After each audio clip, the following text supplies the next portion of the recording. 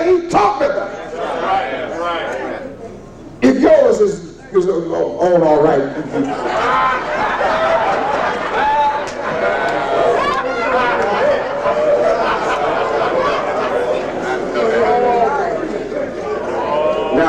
Now, in 1 Timothy chapter 5, we're talking about the role here. In 1 Timothy chapter 5, he talks about the widow. The role of the woman, the role of the Christian woman is certainly not preaching. It's certainly not preaching. Now she that is a widow, indeed, and desolate, trusteth in God, continueth in supplication and prayers, night and day. Prayer warriors. Yeah, right. Prayer warriors. Yeah. Elderly women who have worked hard for the church 40, 50, 60 years. Yeah. Can't do it anymore. Yes, sir. Weak. The body is weak. The mind is weak. Can't go out there like you used to. Can't invite the preacher to your house like you used to. Yeah. Can't even cook for him like you used to. Here's what you can do. You can be a prayer warrior. You can pray night and day. The role of the woman.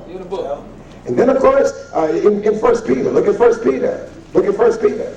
All this good teaching. Some people, some women want to preach. But that's not allowed. That's not allowed. Tell us, preacher. Now, in 1 Peter chapter 3, the Bible says, likewise, you wives, Christian wives, Right. Christian wives, be in subjection to your own husband, that if any obey not the word, they also may without the word be won by the conversation of the wives. Now, this is the Christian women. Christian women, you know what? Preacher, what is our role? Well, here it is. Here it is. While they behold your case conversation coupled with fear, whose adorning, let it not be that outward adorning of plaiting of the hair, wearing of gold, or putting on of apparel. It's not that outside that counts. Right. What's on the inside. And I don't mind any young man who want to marry a pretty woman. I don't begrudge that man because I married a pretty woman. I don't begrudge that at all. Well, I don't begrudge that at all. But I know, I know that she's not going to look like she looked when I first married her years down the road. I recognize that gravity going to take over in certain areas. And some things going to begin to lag in certain areas. I understand that. But if the woman has the spirit, I mean, if she's a good woman on the inside, that's what keeps you together. I mean, sex is good when you're able to perform as a husband and a wife. As a husband and a wife, I say. But that's not going to last. I mean, there's going to come a time when all you have is good morning, baby.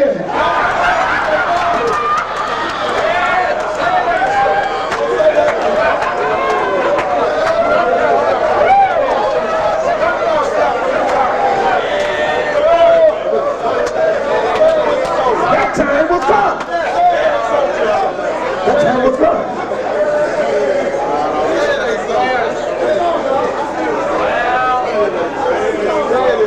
But it's that quiet spirit. That's what keeps you together.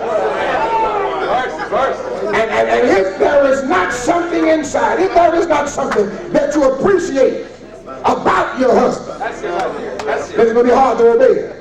It's almost like paying for a car that you don't like.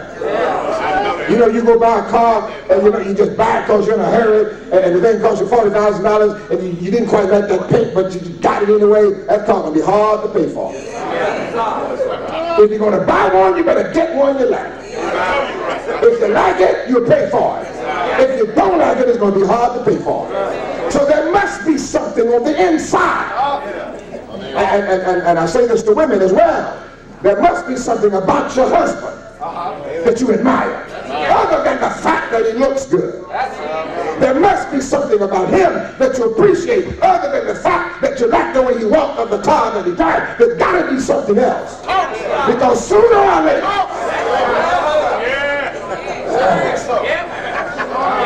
physicality is going to take over. Biological constituency is going to fail. And all you have is just you and him.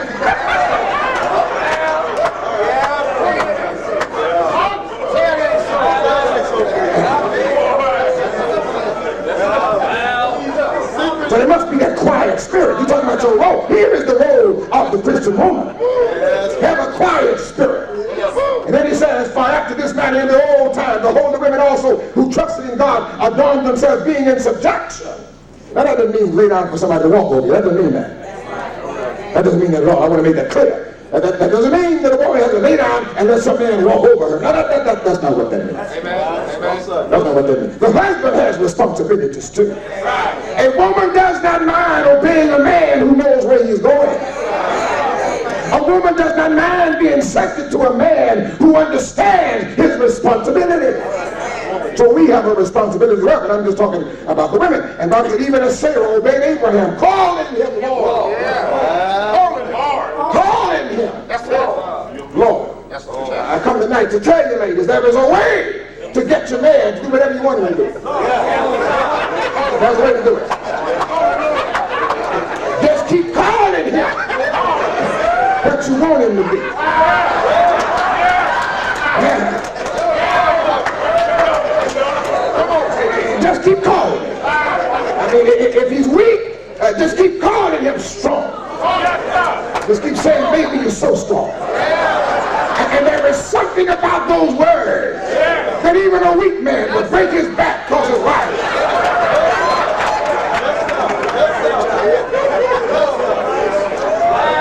Just keep calling him that. Whatever it is you want him to be, keep calling him that. Just keep calling him that. You got the groceries in the car, and you want him to help you take the groceries out of the car. And just say, baby, I tell you, I hate to tell you this because I recognize that, you're busy, but you're just so strong, and the groceries kind of heavy, and I just need somebody strong right along about now. And even if his back is out,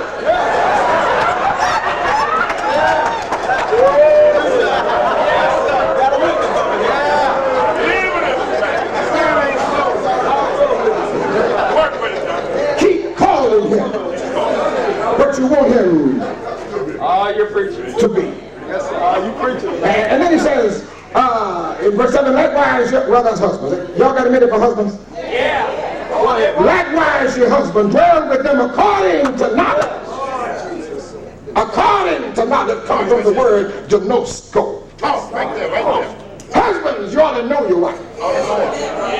You ought to know her. You ought to know her ups. Know her down. Know when she's on. Know when she's off. Your responsibility as a man is to know your wife. To know scope. I don't mean think you know her. Know all about her. Know when she doesn't want to talk. Know when she wants to talk. Know when she's feeling bad and feeling good. Know your wife. You want her to be in subjection. The Bible says, know her. Paul said in Philippians chapter 3, that I might know him. To know scope. That's not know about Jesus. That's know Jesus. I want to know him in the power of his resurrection. That's the way I want to know him. And every child of God should strive to know Jesus. Know him in the power of his resurrection. You don't know Jesus until you know him in the power of his resurrection. That means that Jesus died, but he didn't stay dead. They put him in a tomb, but the tomb couldn't hold him. And early on Sunday morning, he got up from that. That's how I want to know Jesus. I want to know him in the power of his resurrection. When you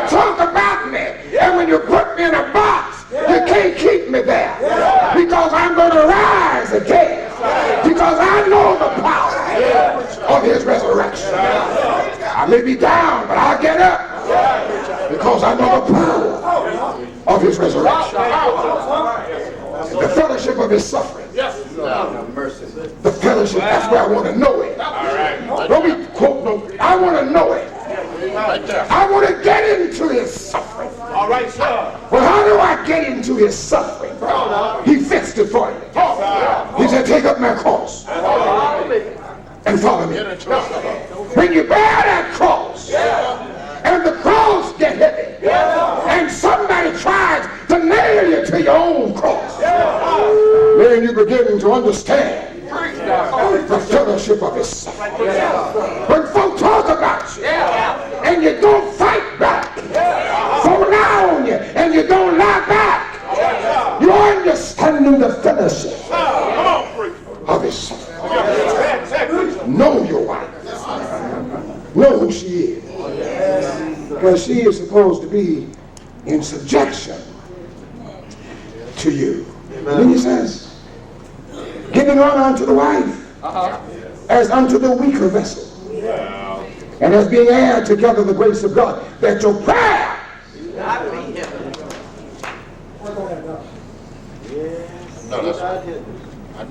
now, brother, I know that's the text right there. you listen to it. Talk preacher. Somebody. Talk preacher. When you go in your closet to pray, Yes, sir. and when you come out of your closet, you don't treat your wife Right. any better than you treated her before you went in that closet. Your prayer has been hindered. Marriage is a serious business. God said, Yes, sir. if you don't treat her right, I'm not going to hear your prayer. Yeah. That's it. Of course, this is a woman's role, but all that was in there. I'll tell you something else that was in there too.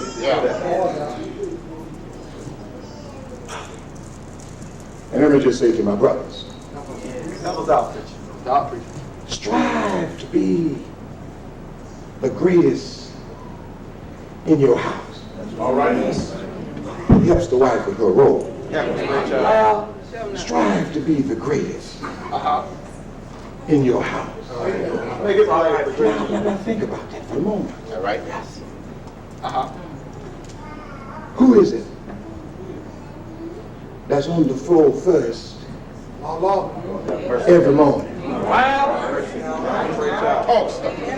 Who is it that's in the kitchen before anybody get up? Who is it that has the breakfast ready when you and the kids stumble out of your bedroom? Who is it that take the children to school? Who is it that pick the kids up? Who is it that works to help you pay the bill? Who is it that comes from work and go in that kitchen and cook? Who is it that's the last one to eat?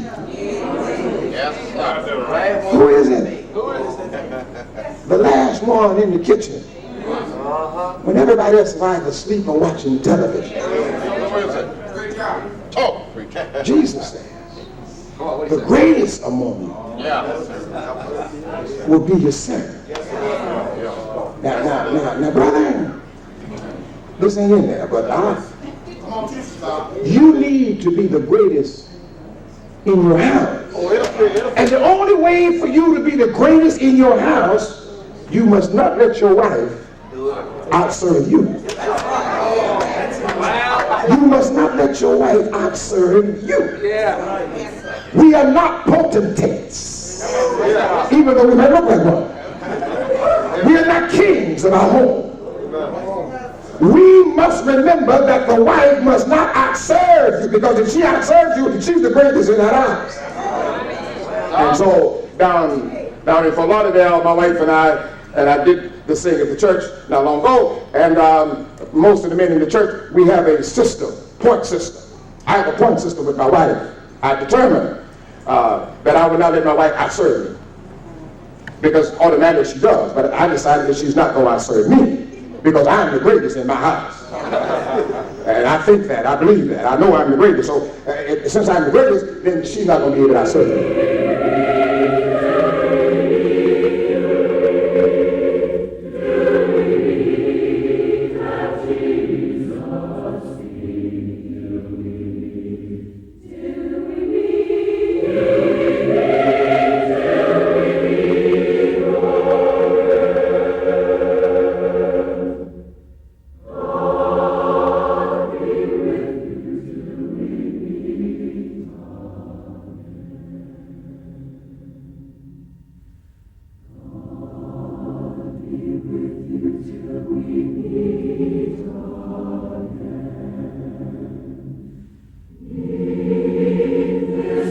Protecting heart.